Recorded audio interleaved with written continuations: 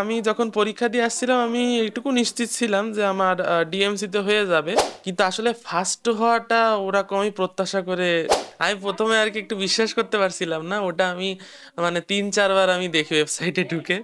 উন্মেষের সাথেই আমি ১ম থেকে শেষ পর্যন্ত ছিলাম। এটা আমি অনেস্টলি বলেছি। আমার মনে হয় ফার্স্ট যেটা সেটা হচ্ছে মূল বইটাই ভালো করে পড়া উচিত। ডাক্তারদের নিয়ে কিছুটা নেতিবাচক কিছু ব্যাপার আছে। আমি আশা করি সেগুলো কাটিয়ে উঠতে পারবো এবং আশা করি আমি এর সাথে জড়াবো না। আলাদাভাবে গরিবদের জন্য একটা হাসপাতাল করতে চাই, সম্পূর্ণ আলাদাভাবে। এখন দেখা যাক কি করতে পারি। আমার এখনো পর্যন্ত কোনো মোবাইল, নিজস্ব কোনো মোবাইল নেই। তো আসলে ফেসবুক বলেন বা অন্য কিছু বলেন, তো এগুলো আসার কোনো প্রশ্নই আসে না। অতএব আমার ফেসবুক আইডির কোনো প্রশ্নই ওঠে না। আর আমি সবার কাছে, দেশবাসী সকলের কাছে আশীর্বাদ এবং দোয়া প্রার্থী। নমস্কার, আমার নাম সুশোভন বাছাড়। আমি এবার ২৪-২৫ মেডিকেল ভর্তি পরীক্ষায় জাতীয় মেধায় প্রথম স্থান অর্জন করেছি।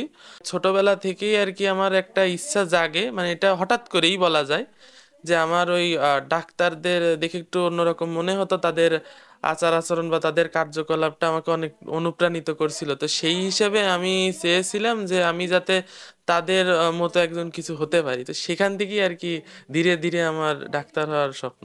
মেডিকেলে এমনি আমার মাঝে মাঝে মনে হয় যে মেডিসিনটা হয়তো ভালো, কিন্তু আবার নিউরোলজির দিকে আমার একটু ঝোঁক আছে।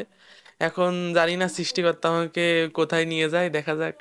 আমি যখন পরীক্ষা দিয়ে আসছিলাম আমি এইটুকু নিশ্চিত ছিলাম যে আমার ডিএমসিতে হয়ে যাবে। আর পরে যখন উত্তর মেলালাম, অনেক ওয়েবসাইট থেকেই উত্তর মিলিয়েছে, আমার কোচিং থেকেও উত্তর দিয়েছিল। তো সেখান থেকে মেলানোর পরে ওই একটা কনফিডেন্স আসছিল যে আমি হয়তো সেরা ১০-এ চলে যাব, বা যদি এমনও হয় যে আমি হয়তো তৃতীয় হয়ে যেতে পারি।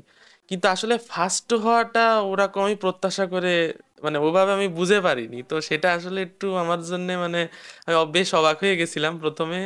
আর আসলে এটা সৃষ্টিকর্তার কৃপা ছাড়া কিছু না। তিনি আমাকে হয়তো যোগ্য মনে করেছেন, এর কারণে আমাকে সেখানে নিয়ে গেছেন। রেজাল্টটা আমি নিজে দেখি। তো প্রথমে আমি যখন দেখি আমার এরকম আসে 90.75 আর মেরিট পজিশন ১। তো আমি প্রথমে আর কি একটু বিশ্বাস করতে পারছিলাম না। ওটা আমি মানে ৩-৪ বার আমি দেখি ওয়েবসাইটে ঢুকে। তো তারপরে আমার একটু উপলব্ধি আসলো যে না, আসলেই আমি ফার্স্ট হয়েছি। তো ওই মুহূর্তটা আসলে মানে ভোলার মতো না, কারণ আমার মা আর কি ওটা দেখে আর কি কেঁদে দিয়েছিল এবং আমাকে জড়িয়ে অনেকক্ষণ ধরে কেঁদেছে। তো তার ওইটা দেখে আমিও একটু ইমোশনাল হয়ে গেছিলাম। বিষয়ে একটা জিনিস পরিষ্কার করে দিতে চাই যে যেহেতু আমি একজন মেডিকেল ভর্তি পরীক্ষার্থী ছিলাম, যে আমার মেডিকেলে ভর্তি হওয়ার ইচ্ছা ছিল, তো সেই হিসেবে আসলে আমি কি টুকটাক অনেক বই পড়ছি, অনেক পাবলিকেশনসের, এবং আমি কিন্তু মোটামুটি অন্যান্য যে অনেক মেডিকেলের ভাইয়ারা বলেন বা কিছু কিছু কোচিং বলেন, তাদের কিন্তু গাইডলাইন আমি নিয়েছি। এটা অস্বীকার করতে আমি পারবো না। তবে আমি যেটা ক্লিয়ার করে দিতে চাই সেটা হচ্ছে আমি একাডেমিক কোনো প্রাইভেট পড়িনি বা কোচিং করিনি, কিন্তু অ্যাডমিশনে আমি A to Z কিন্তু, মানে আমার যে মূলত যে টার্গেটটা বা যারা আমাকে সাহায্য করেছে সেটা কিন্তু উন্মেষের সাথেই আমি প্রথম থেকে শেষ পর্যন্ত ছিলাম। এটা আমি অনেস্টলি বলেছি এবং প্রথম থেকেই বলে আসছি। তো আমি আশা করি আমার দেশের যারা মানুষ আছেন বা আমার আশেপাশে যারা আছেন, তারা এটা নিয়ে আর ভুলভ্রান্তি কিছু ছড়াবেন না, বা তারাও আর কি ভুল তথ্য জানবেন না। আশা করি সঠিকটাই সবাই জানতে পারবে যে আমি আসলে উন্মেষের সাথেই ছিলাম। এখনো হয়তো আমার কাছে স্বপ্নের মতোই লাগছে, কারণ অনেকে বলছে এরকম যে তুমি এখন কি, হয়তো তুমি নিজেও বুঝতে পারছো না।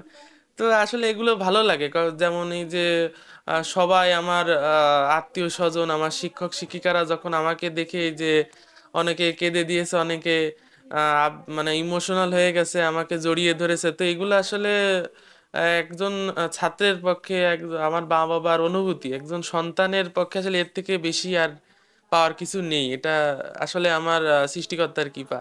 আমি বই ছাড়া আহ, গান করি মাঝে মাঝে, যদিও নিয়মিত না, এবং এর ভিতরে আরো বেশি অনিয়মিত হয়ে গেছি ভর্তি পরীক্ষার জন্য। এবং আমি খেলাধুলাও করি, যথেষ্টই করছি আমি খেলাধুলা। আমি আমার বাড়ির সামনে, বাসার সামনের উঠানে আমার যারা বন্ধু বান্ধব আছে আশেপাশে, সবার সাথে আমি প্রায়ই খেলতাম। ক্রিকেট, ফুটবল এগুলো আমি প্রায়ই খেলতাম। আর অন্যান্য টিভি দেখা, যেরকম আমি সাধারণ যেরকম একটা স্টুডেন্টের জীবন আর কি।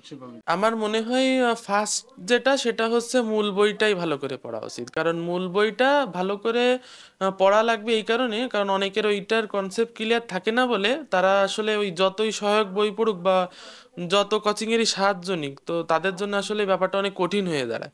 তো আমি মনে করি যে মূল বইটা যদি কমপ্লিট করে নেওয়া হয় তবে তাদের জন্য আর কি অনেকটা সহজ হবে। আর একটা কথা যেটা হচ্ছে, পরীক্ষাটা দিতে হবে একটু বেশি করে, মানে যত পারা যায় নিজেকে যাচাই করতে হবে, সৎভাবে পরীক্ষা দিতে হবে অবশ্যই।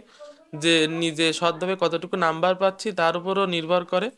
তো সেইভাবে নিজের প্রস্তুতিকে এগিয়ে নিতে হবে, যে যেখানে গ্যাপগুলো আছে পরীক্ষা দিয়ে বুঝে নিয়ে, তো সেভাবেই আর কি এগিয়ে গেলে আমার মনে হয় একটা সিট তারা কনফার্ম করতে পারবে মেডিকেল ভর্তি হতে। এখন ডাক্তার হওয়ার পরে মেডিসিন কিংবা নিউরোলজির দিকে একটু বেশি ইচ্ছা বলছিলাম। তো এখন আর একটা ইচ্ছা আছে, আমি জানি না কি হবে। এখন আপনারা সবাই দোয়া করবেন যে আমি আলাদাভাবে গরিবদের জন্য একটা হাসপাতাল করতে চাই, সম্পূর্ণ আলাদাভাবে।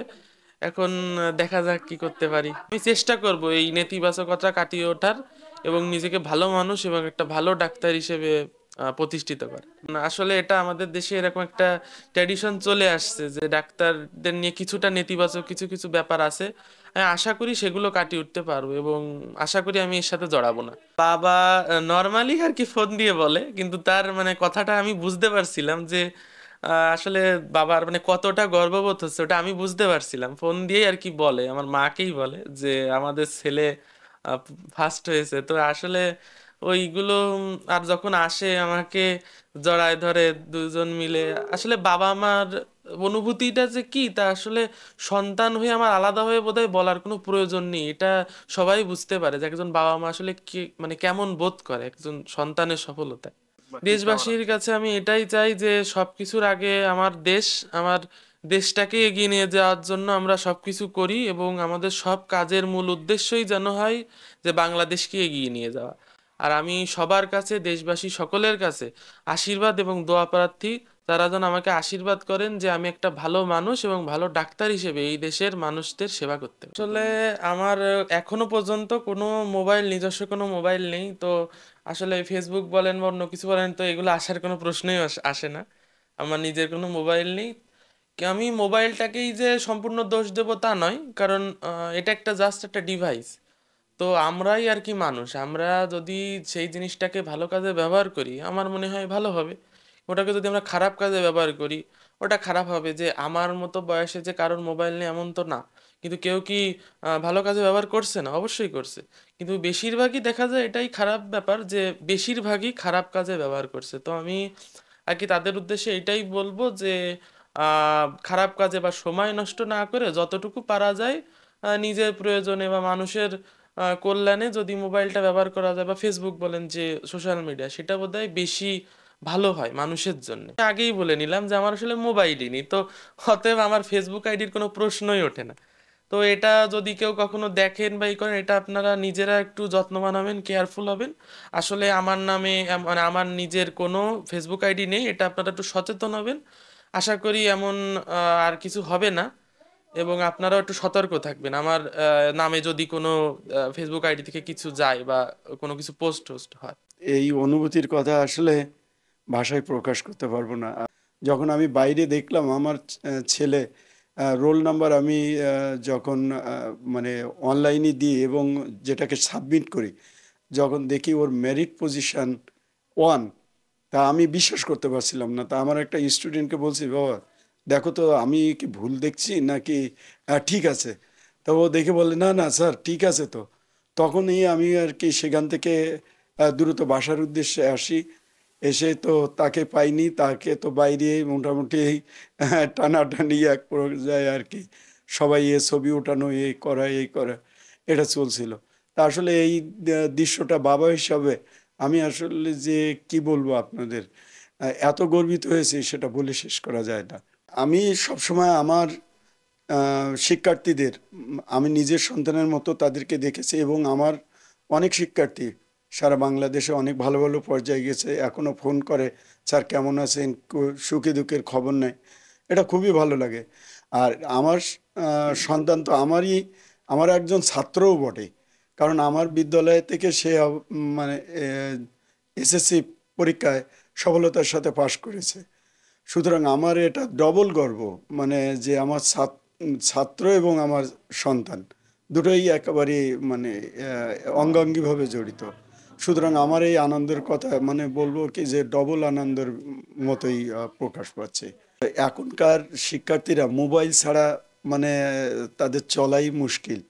তা আমার আপনাদের বলতে চাই যে এ পর্যন্ত তার কোনো নিজস্ব কোনো একটা বাটন ফোন পর্যন্ত নাই। যদি প্রয়োজন হয় অবশ্যই পড়াশোনার বিষয়ে তখন কিন্তু আমার মোবাইলটা নিয়ে সে বিভিন্ন বিষয়ে জেনে নেয় আর কি। কিন্তু নিজস্ব কোনো ফোনে সে এখনো পর্যন্ত আমাদের কাছে যে কোনো দিন যে না বাবা আমার এটা দিতে হবে বা এটা না দিলে সবার একটা আছে।